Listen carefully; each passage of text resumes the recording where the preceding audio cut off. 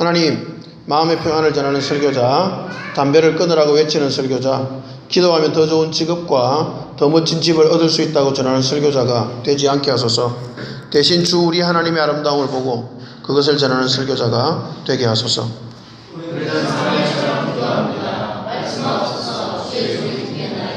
말씀하옵소서. 주의 종이 듣겠나이다. 예수님 이름으로 기도합니다. 아멘. 자, 오늘은 신명기 9장 1절부터 12절까지 말씀을 가지고 틀린 공식, 바른 공식이라는 제목으로 말씀을 나누도록 하겠습니다. 세상을 살아가는 사람들은요, 자기만의 삶의 가치와 방식이 있는 것 같습니다. 자기만의 삶의 원리가 있죠. 그 방식과 원리를 공식이라고 해도 좋을 것 같습니다. 오늘 본문에서는요, 두 가지의 삶의 공식이 나타납니다. 오늘은 그 공식들을 살펴보면서 어떻게 우리의 삶에 구체적으로 그 공식을 적용할 수 있을지 고민해 보도록 하겠습니다. 첫 번째요, 틀린 공식입니다. 이스라엘 백성들은 잘못된 삶의 공식을 가졌습니다. 모세는 그들의 공식이 잘못되었음을 명백하고 예리하게 지적하고 있습니다. 신명기 9장 4절 함께 읽습니다. 시작. 하나님 여호와께서 그를 내 앞에서 쫓아내신 후에 내가 심히 이르기를 내 용으로 말미암아 여호와께서 나를 이 땅으로 인도하여 내서 그것을 차지하게 하셨다 하지 말라. 이 민족들이 악함으로 말미암아 여호와께서 그들을 내 앞에서 쫓아내십니다. 여러분, 이스라엘 백성들이 자신들의 삶에 대해서 가졌던 공식은요, 이 공식이었습니다. 자신들의 승리는 자신들의 의 더하기 가나안 주민들의 악이라는 공식이었습니다. 그들은요, 가나안 주민들은 악하고 자신들이 의롭다라는 전제에서 그들은 승리를 얻을 수밖에 없다라고 생각했던 겁니다. 여러분, 이 공식은 사실은 아직까지 드러나지 않았습니다. 왜냐하면 아직 가나안에 들어가지 않았잖아요. 그죠? 근데 모세는 그들의 삶의 원리, 이스라엘 백성들의 마음속에 있는 삶의 원리를 미리 간파하고 미리 지적해 주는 겁니다.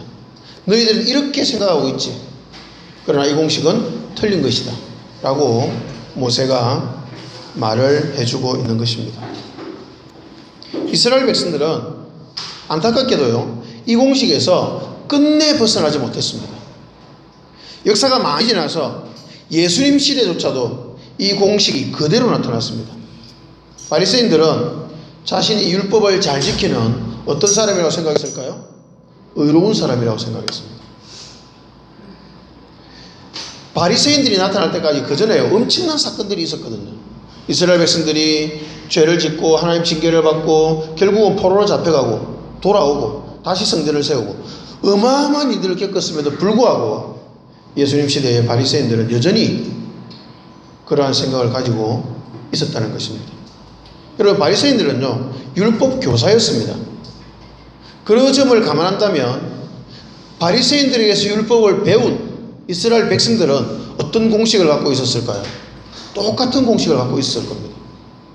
자신들이 승리하려면 자신들의 어려움과 원수들의 악이 있어야 된다 라는 전제를 가지고 그 땅을 살았을 것입니다.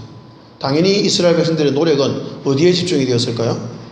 자신이 어려워지려는 노력, 거기에 집중이 되어 있었던 것입니다. 이것은 틀린 공식입니다. 이 공식이 왜 틀린지는 나중에 다시 보도록 하겠습니다. 두 번째, 바른 공식을 보겠습니다. 그러면 삶의 바른 공식은 무엇일까요? 신명기 9장 5절 함께 읽습니다. 시작. 네가 가서 그 땅을 차지하면 내 공의로 말미암음도 아니라 내 마음이 정직함으로 말미암음도 아니요 이 민족들이 악함으로 말미암아 내 하나님 여호와께서 그들을 내 앞에서 쫓아내심이라. 여호와께서 이같이 하시면 내 조상 아브라함과 이삭과 야곱에게 하신 맹세를 이루려 하심이니라. 하나님의 백성의 삶의 공식은 이렇습니다. 그들의 승리는 하나님의 언약 더하기 가나안 주민들의 악이었습니다. 가나안 정복은 결코 이스라엘의 의 때문이 아니었습니다. 그들이 선하거나 의로워서 그 전쟁에서 이긴 것이 결코 아니었던 것이죠. 이스라엘은 끊임없이 하나님의 진노를 촉발했습니다. 그들은 선하지도 않았고 그들은 의롭지도 않았습니다. 그들의 완악함과 패역함에도 불구하고 하나님이 이 전쟁을 친히 수행하셨고 그들에게 가나안 땅을 주시는 것임을 이스라엘 백성들은 무시했고요, 몰랐습니다. 그들이 나머지 민족들과 함께 멸망하지 않았던 유일한 이유는 그들의 선함 때문이 아니라 그들의 의로움 때문도 아니라 오직 하나님의 은혜 때문이었습니다. 자, 이스라엘 백성들의 악함을 이렇게 성경은 말하고 있습니다. 함께 읽습니다. 시작. 너는 광야에서 내 하나님 여호와를 경노하게 하던 일을 잊지 말고 기억하라. 내가 애굽 땅에서 나오는 날부터 이곳에 이르기까지 늘 여호와를 거역하였습니다. 여러분, 이스라엘 백성들은 늘 여호와를 거역하였습니다. 한 번도 이스라엘 백성들은 하나님께 순종을 제대로 한 적이 없었습니다. 그러니 그들이 가나안 땅에 들어가서 전쟁에서 승리하는 이유 중에 그들 자신의 의를 넣을 수는 절대로 없는 것입니다. 그들의 승리의 비결에 자신들의 의를 포함시킬 수가 없음을 모세는 강조하고 또 강조했습니다. 왜 그렇게 강조하고 또 강조했을까요? 그 사실이, 그 공식이 하나님의 백성들의 신앙과 삶의 그 근본에 가까운 너무나 중요한 내용이기 때문입니다.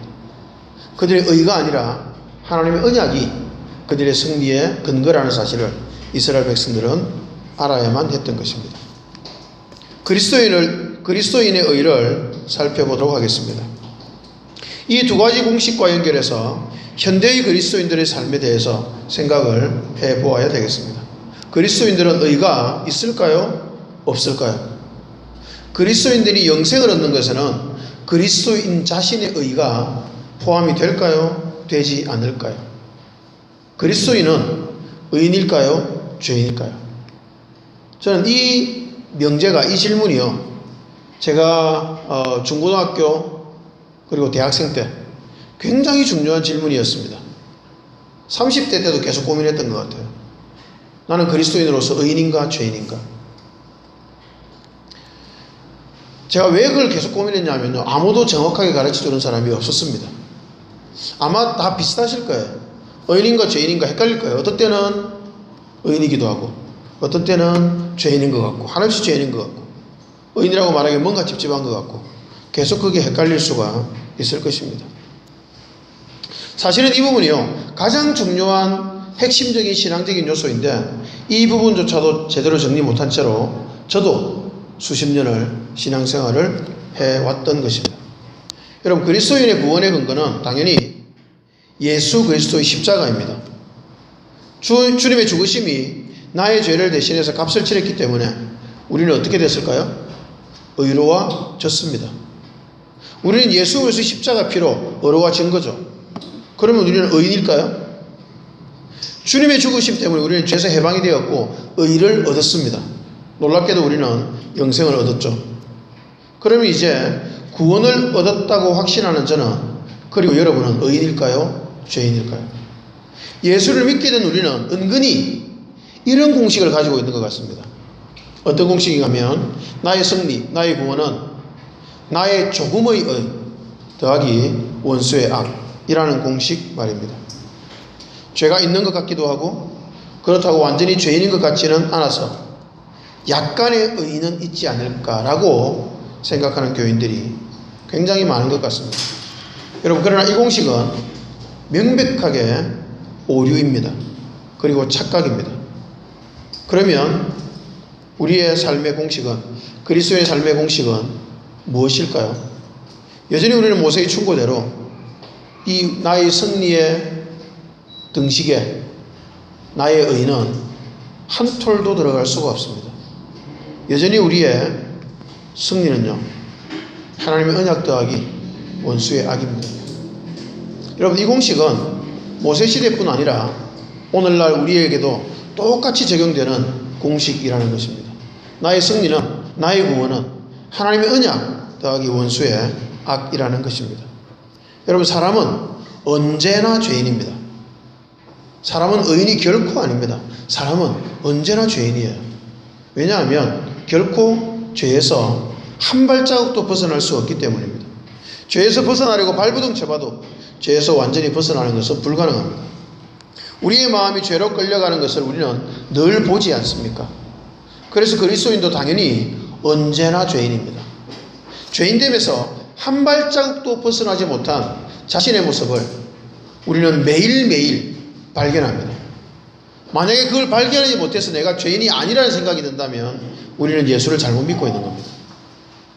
그러면 예수 믿어서 의로워졌다는 말이 저와 여러분에게 어떻게 적용이 될까요? 예수가 의입니다. 예수가 의. 예수님만이 의입니다. 내가 아니라 예수님이 의라는 이 사실, 그 사실이 기독교의 핵심이거든요. 우리는 우리의 죄로 인해서 아파하고 슬퍼하면서 주의 십자가를 바라보고 의지하는 것 외에는 할 수 있는 것이 아무것도 없습니다. 우리는 자신을 보면서 늘 슬퍼할 수밖에 없다는 것입니다. 그런데 그 슬픔으로 그리스도인들의 인생이 끝나지 않는다는 것이 소망입니다.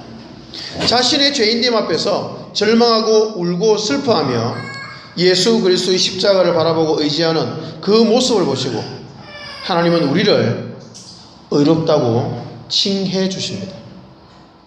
여러분, 예수 그리스도의 십자가 외에는 나를 구원할 능력이 도무지 없다는 것을 하나님 앞에 고백하면서 자신 앞에 절망하는 그 모습이 하나님 보시기에는 어렵다는 것입니다. 그래서 하나님은 우리를 어렵다고 불러주십니다. 그래서 신학적으로 그것을 뭐라 그러죠? 칭의라고 합니다. 어렵다 칭한답니다.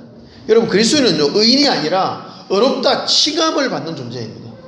그리스도인은 죄인이에요. 여전히 죄인입니다. 자신을 절대로 의인인 것처럼 착각하지 마시기 바랍니다. 우리는 죄인인데 예수 그리스도가 생명이라고 고백하는 순간 하나님이 우리를 보고 의인이라고 불러주시는 것입니다. 우리의 의는 칭함을 받는 의입니다. 칭의. 그것이 그리스도인의 유일한 의의 근거인 것입니다. 그래서 모세가 내린 등식은 오늘날 저와 여러분에게도 변함없이 그대로 적용이 됩니다. 나의 승리는 하나님의 언약 더하기 원수들의 악이라는 등식입니다. 중요한 문제가 하나 있습니다. 신앙의 삶에서 심각하고 중요한 문제가 하나 있는데요. 먹고 사는 문제와 관련된 문제입니다. 먹고 사는 문제를 어떻게 해석하고 받아들여야 하나의 문제죠. 먹고 사는 문제에 있어서 생각을 정리하지 못하면 신앙인으로 살아가기가 힘듭니다. 먹고 사는 문제는 말씀드린 삶의 공식과도 연관이 많이 있습니다. 먹고 사는 문제를 해결하는 두 가지의 삶의 방식이 있습니다. 첫 번째, 애굽적인 삶, 애굽적인 방식입니다. 애굽이라는 땅에 대해서 하나님이 말씀하십니다. 신명기 11장 10절 함께 읽습니다. 시작.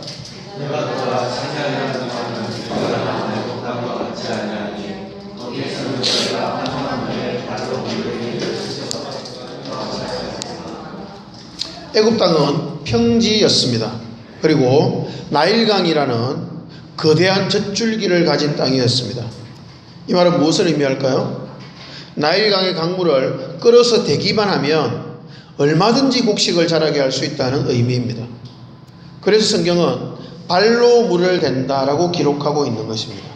나일강으로부터 연결되어서 발로 홈을 파기만 하면 물이 흘러내려와서 밭으로 연결될 수 있기 때문에 밭에 있는 모든 곡식이 잘 자랄 수 있는 것이죠. 발로 물기를 내기만 하면, 즉 수로를 만들어주기만 하면 밭에 물이 공급되고 먹고 살아갈 곡식을 재배할 수 있는 것이었습니다.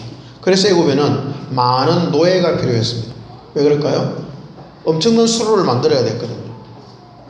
수로를 계속 만들어야 했기 때문에 노예가 필요했던 것입니다. 여러분, 애굽 땅은요, 장점과 단점이 굉장히 분명했습니다. 장점이 뭘까요? 날씨가 좋고 나쁨에 상관없이, 비가 오고 안 오고에 상관없이 언제든지 물을 댈 수 있다는 점이었습니다. 필요할 때는 언제든 수로를 내면 물이 들어왔기 때문에 먹고 살 걱정은 별로 하지 않아도 될지도 모른다는 점이었습니다. 그러나 심각한 단점이 하나 있습니다. 수로를 내기 위해서 열심히 일을 해야 한다는 점이었습니다. 열심히 일을 해서 수로를 만들어 놓지 않으면 나일강에 의존하는 농사였기 때문에 그들은 먹고 살기가 어려워졌던 것이죠. 이게 왜 단점일까요? 계속 일을 해야 됩니다. 계속. 그래서 애굽에는 노예가 많았죠.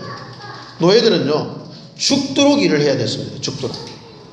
죽도록 노예들이 일을 해야만 그 온 나라가 먹고 살 수가 있었기 때문이었습니다. 여러분, 이 애굽이 농사가 잘 되면 잘 될수록 누가 피곤할까요? 노예는 피곤해요.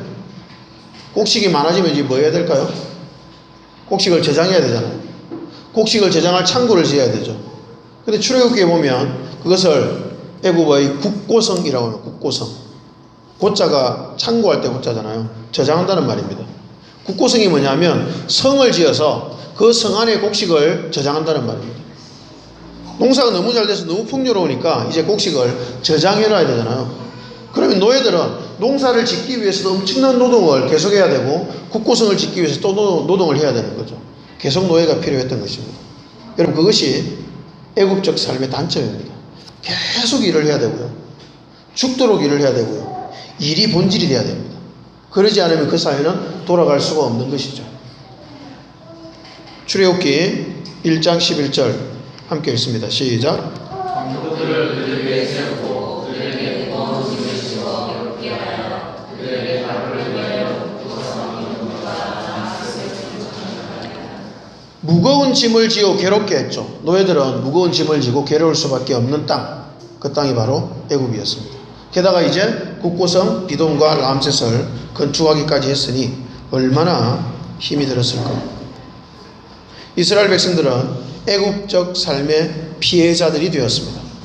무거운 짐을 지고 괴로워해야 되는 그런 삶이었죠. 후에 이스라엘 백성들은 애굽적 삶을 버리고 이제 하나님의 백성으로 살아가겠다고 출애굽을 선언했습니다. 그때 어떻게 되었을까요? 노동이 더 힘들어졌습니다. 벽돌을 만들 짚을 다 구해줬는데 이제 너희들이 벽돌 만들 짚을 직접 구해서 성을 지어라 라고 이야기를 해버렸죠. 그래서 훨씬 더 강한 노동에 시달려야만 했습니다. 왜 그럴까요? 시간이 남아돌아서 이처럼 너희들이 말도 안 되는 생각을 하는구나, 더 힘들게 노동해 라고 애굽이 이스라엘 백성들에게 선포를 한 것입니다. 여러분, 애굽적 삶은요 언제나 더 일하게 합니다. 더 일해서 더 많은 돈을 벌고 그 돈을 저축해서 노후에 편하게 살아야지 라고 말합니다. 노후 자금이 얼마나 필요하다라고 말을 합니다.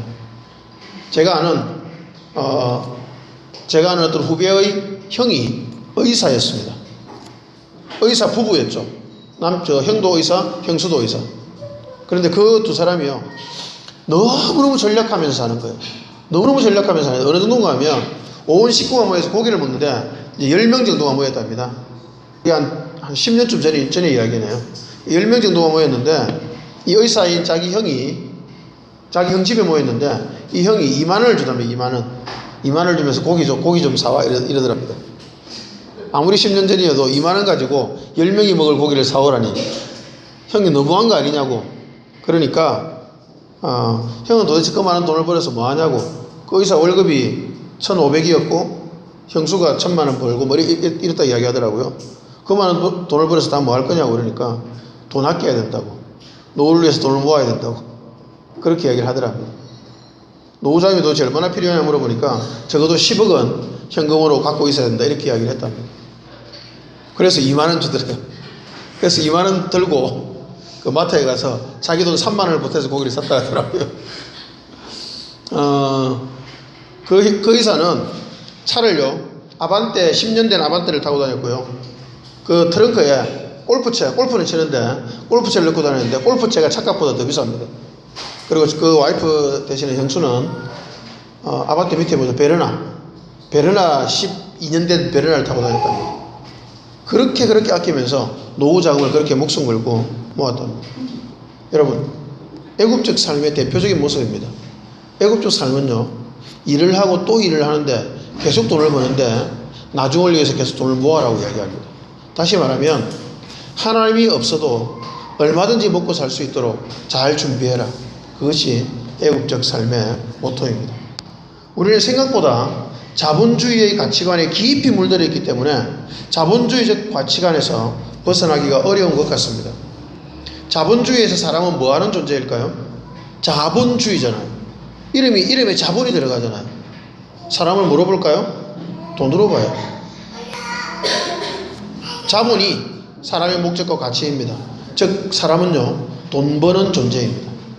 자본주의에서 사람은 돈 버는 존재예요. 아버님을 시골로 모셔다 드렸습니다. 저번 주에 예배 참석하셨잖아요. 그죠?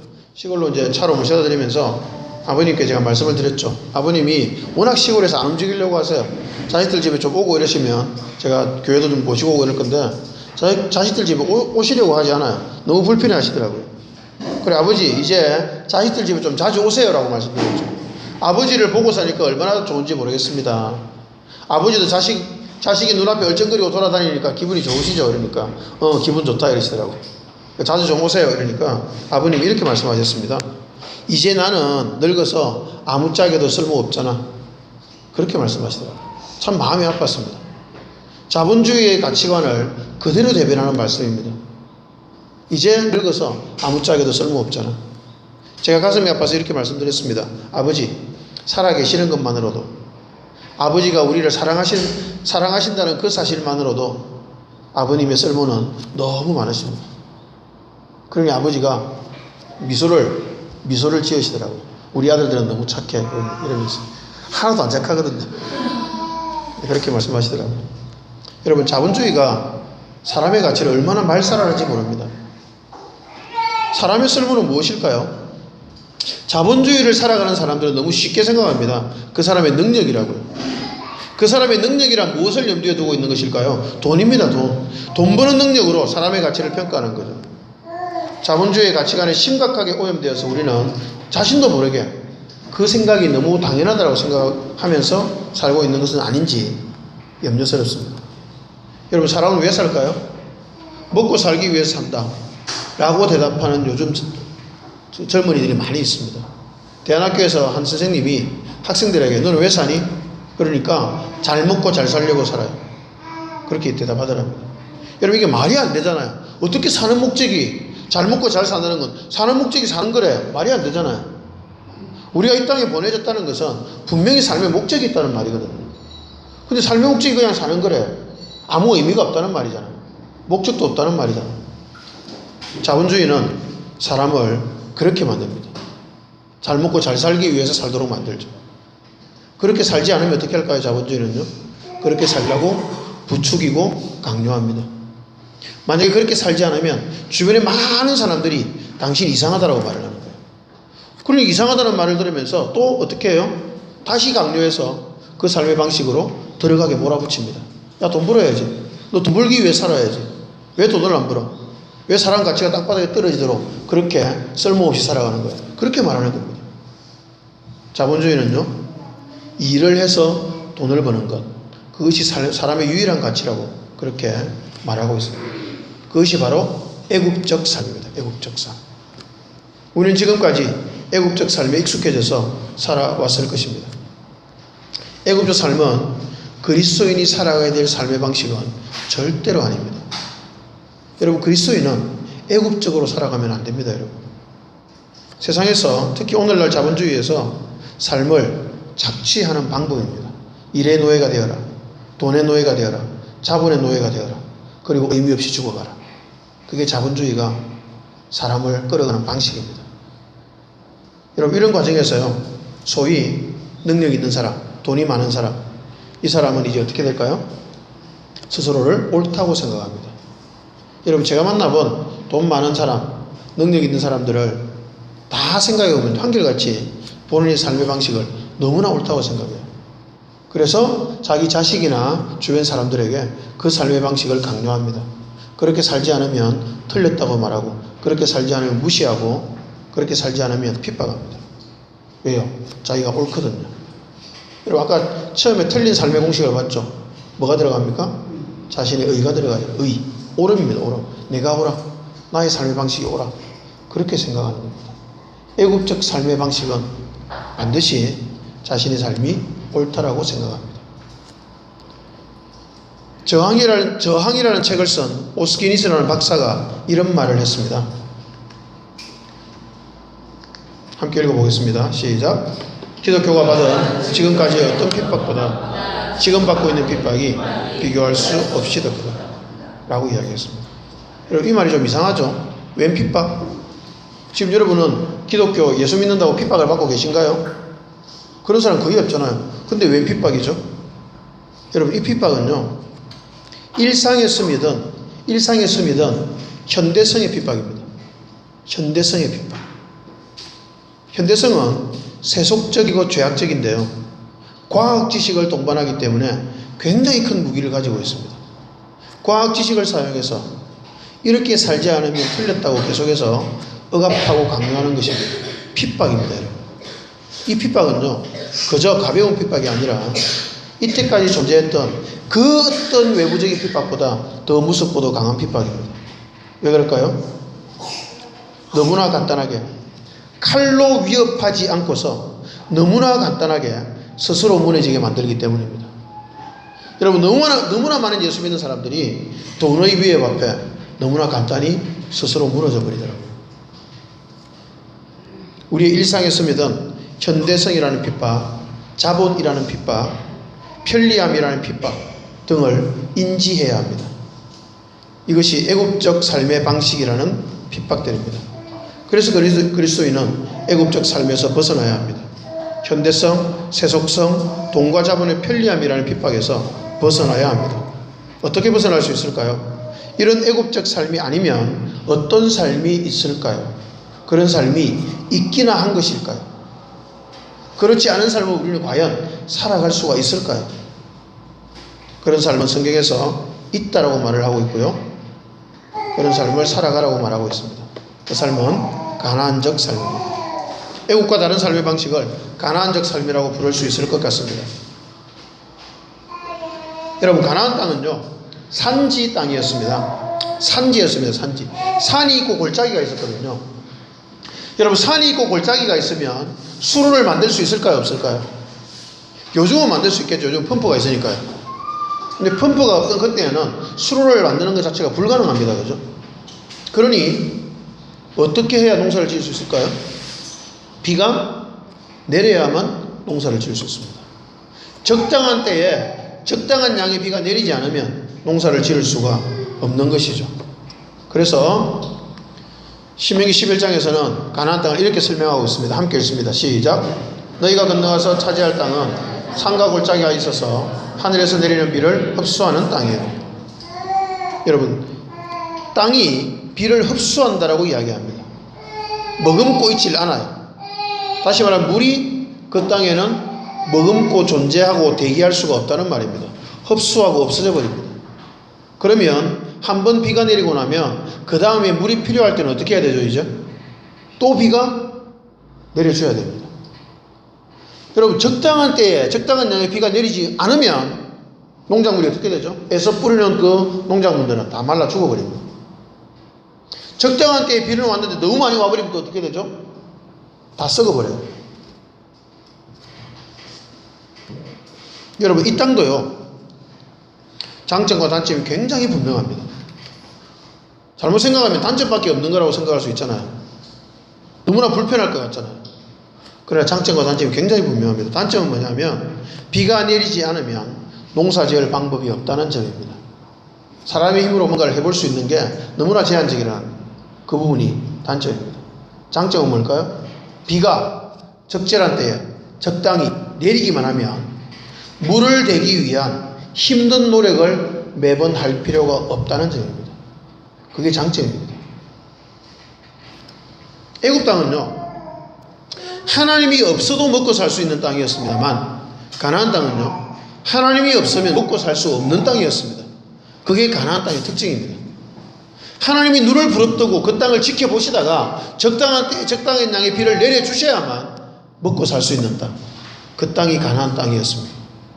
여러분, 그 땅을요, 성경은 약속의 땅이라고 부릅니다. 그리고 그 땅을 축복의 땅이라고 부릅니다.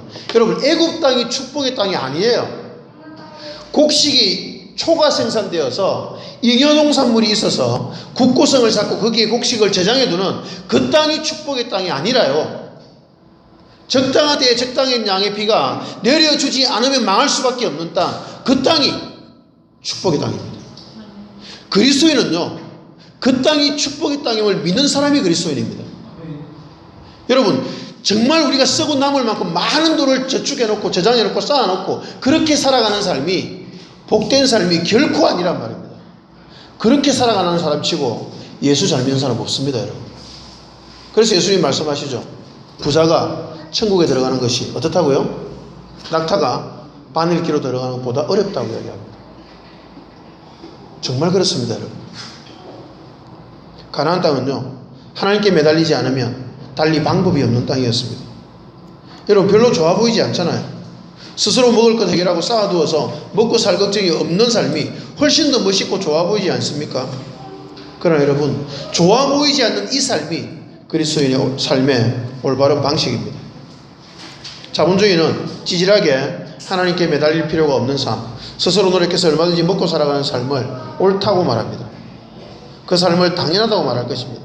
그래서 자본주의는 죽도록 일만 하여 노후를 걱정할 필요가 없을 정도의 돈을 모아두는 것에 자신의 인생을 전부 다 걸게 만듭니다. 그러나 여러분, 그 삶은 명백하게 애국적 삶입니다. 하나님의 저주가 임하는 삶입니다.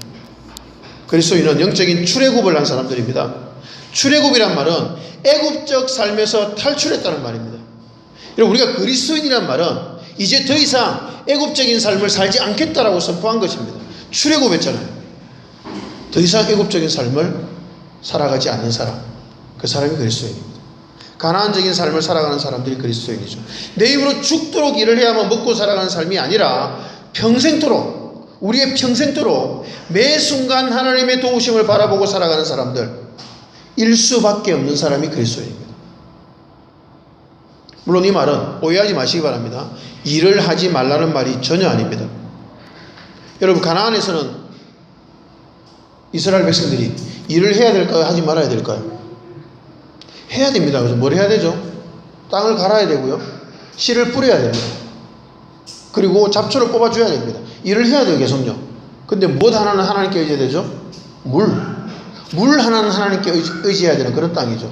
성실하게 일해야 되는 땅입니다. 당연히 그리스도인은 성실하게 일을 해야 됩니다. 그러나 물이 없으면 모든 게 끝나버리잖아요. 하나님의 은혜가 없으면 우리 인생도 끝나버린다는 사실을 믿는 사람이 그리스도인이에요. 최선을 다해서 열심히 일하지만 그래서 자신의 게으름을 정당화할 수 없는 것입니다. 내가 해야 될 일이 있고 하나님께 맡겨야 될 일이 있다는 말입니다. 그래서 그리스도인이 가장 두려워해야 될 일이 뭘까요? 나의 힘이 없어지는 것이 아니라, 물댈 능력이나 기술이 없어지는 것이 아니라, 혹시 내가 하나님을 떠나는 것, 혹시 세상의 가치관에 미혹되어서 다른 신을 섬기게 되는 것, 그것을 가장 두려워해야 됩니다. 하나님을 떠나서 다른 신이 나의 욕망과 정욕과 탐욕을, 무엇보다 돈을 섬기는 것이 그리스도인이 망할 유일한 길입니다. 여러분, 제가 가장 두려워하는 것이 무엇일까요? 언젠가부터 마음에 굉장히 선명하게 하나가 정리가 되더라고요. 내가 가장 두려워해야 될 것, 그것은 타락입니다. 타락. 다른 것은 두렵지 않아요. 우리 교회 성도가 더 이상 모이지 않는 것 전혀 두렵지 않습니다. 괜찮아요. 충분히 많잖아요. 얼마나 많아요. 일당 100인데. 그죠? 우리 이미 1000명이 넘어요. 여러분, 큰 교회 하고 싶은 생각 전혀 없습니다. 그래서 뭐 하려고요? 큰 교회에서 정상적인 사고를 가진 분들은 별로 못 봤거든요. 큰 교회 안 해도 괜찮고요. 교회가 더 작아져도 괜찮습니다. 딱 하나, 타락하면 안 돼요. 그건 무서워요. 타락하는 건 무섭습니다. 다시 말하면 나의 욕심과 욕망의 주인이 되어서 내 삶을 이끌어가는 삶, 그 삶이 되는 것이 가장 두렵습니다. 여러분도 똑같이 그 삶이 두려워야 합니다. 그것 외에 그리스도인이 두려워할 것은 아무것도 없습니다. 그래서 신명기 11장은 이렇게 말하고 있습니다.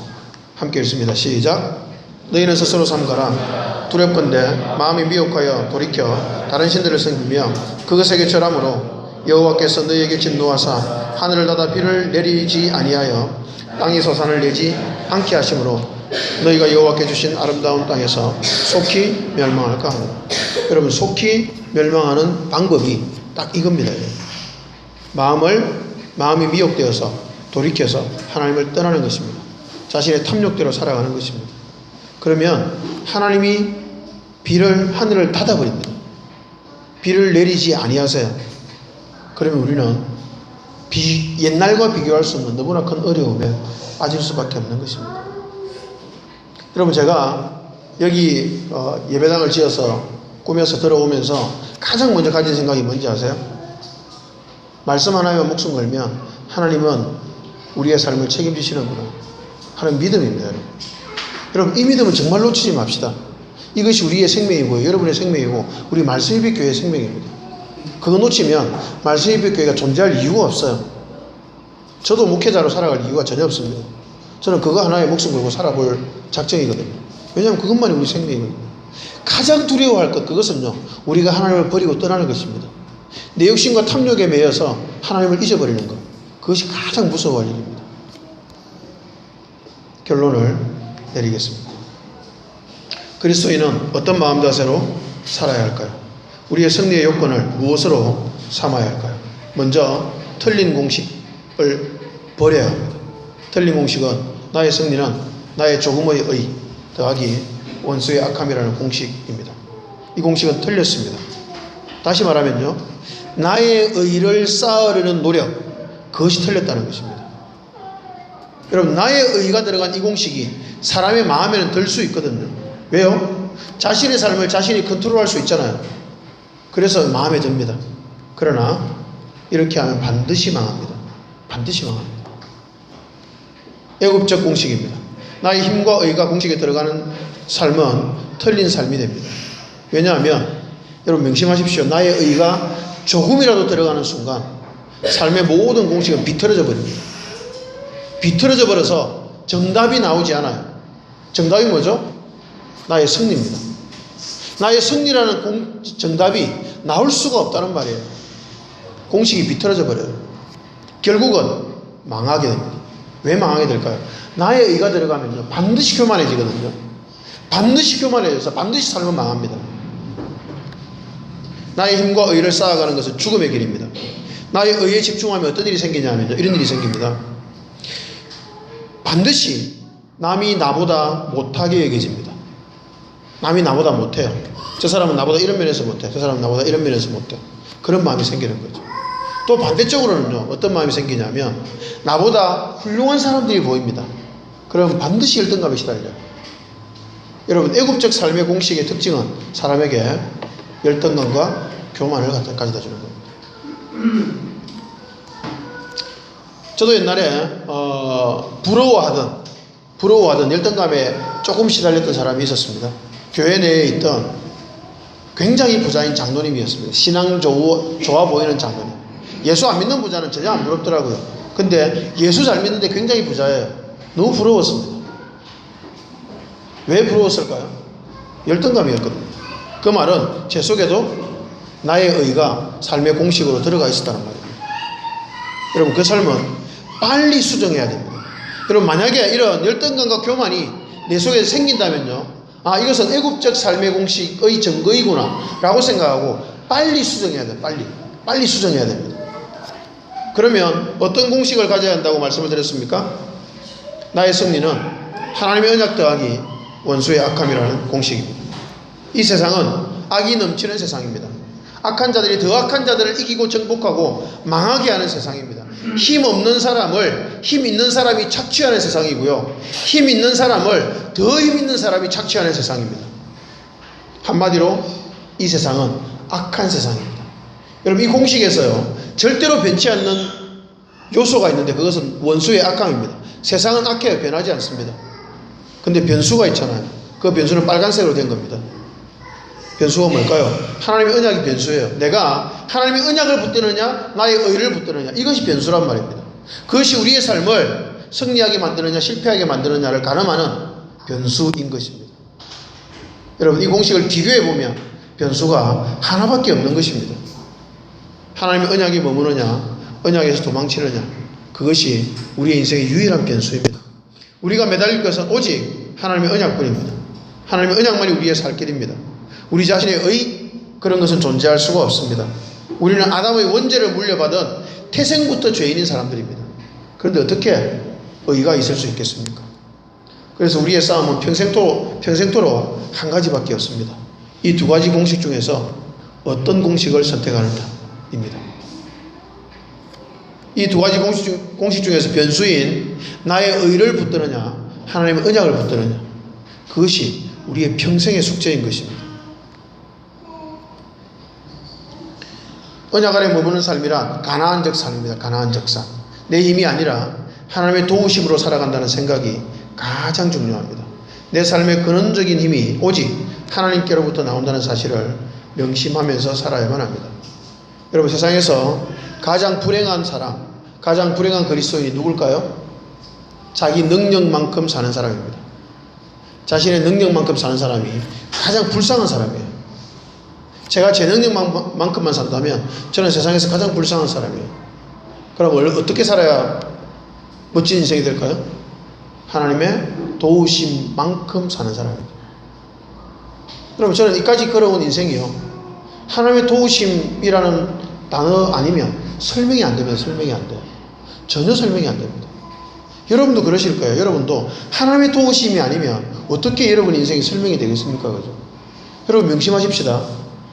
내 힘만큼만 사는 삶이 가장 불쌍한 인생이고, 하나님의 도우심만큼 사는 인생이 가장 복된 인생입니다. 그 선을 잊지 않으시기를 바랍니다. 여러분, 틀린 공식과 바른 공식에서의 변수를 꼭 기억하십시오. 결론을 내리겠습니다. 결론, 신명기 11장 8절 9절로 이제 마지막 결론을 내립니다. 함께 읽습니다. 시작. 그러므로 너희는 내가 오늘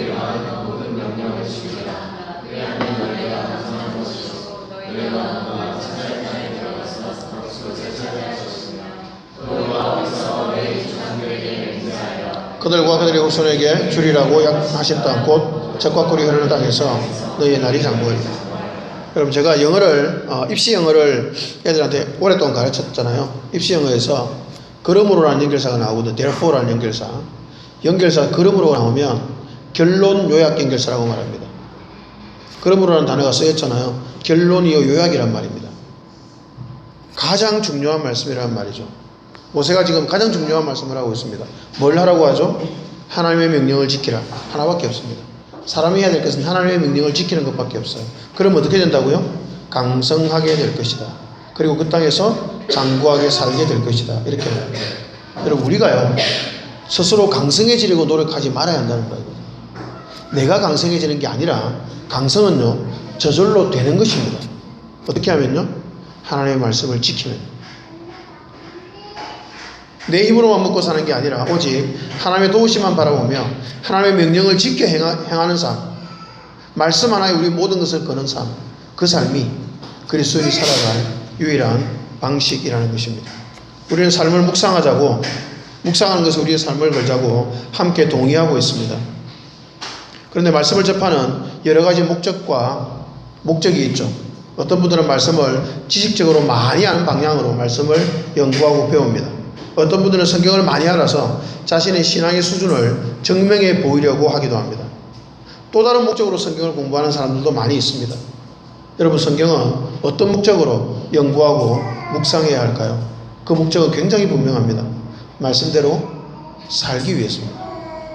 말씀에 순종하기 위해서입니다. 어떤 분이, 어떤 한 성도가요, 어떤 한 목사님께 물었습니다. 이렇게 물었습니다. 교회는 왜 다녀야 하죠? 이렇게 물었습니다. 그 목사님이, 제가 좋아하는 목사님인데요, 굉장히 간단하게 대답을 했습니다. 실제로 이 질문에 대한 대답하려면 좀 복잡하거든요. 머릿속이 복잡하게 막 돌아가지고 뭐라 말해야 되지? 근데 그 목사님은 너무나 간단하게 대답을 했습니다. 뭐라고 대답했냐면요, 성경을 배우기 위해서. 왜 교회 다니죠? 성경을 배우기 위해서. 그렇게 대답했습니다. 그 말을 듣고 이렇게 또 질문했습니다. 성경은 왜 배워야 하죠? 왜 배울까요? 동사에 대답했습니다. 성경대로 살기 위해서. 여러분, 이 명쾌한 정의를 꼭 기억하시기 바랍니다. 이게 교회의 존재 목적입니다. 교회는 왜 다녀야 되죠? 성경을 배우기 위해서. 성경은 왜 배워야 되죠? 성경대로 살기 위해서. 제가 질문할게요. 교회는 왜 다녀야 되죠? 성경은 왜 배워야 되죠? 아멘. 이러한 목적으로 하나님의 도우심에 우리의 운명을 걸면서 오직 말씀에 우리의 모든 초점을 집중하는 그런 저와 여러분 되시기를 주님의 이름으로 축복합니다. 아멘.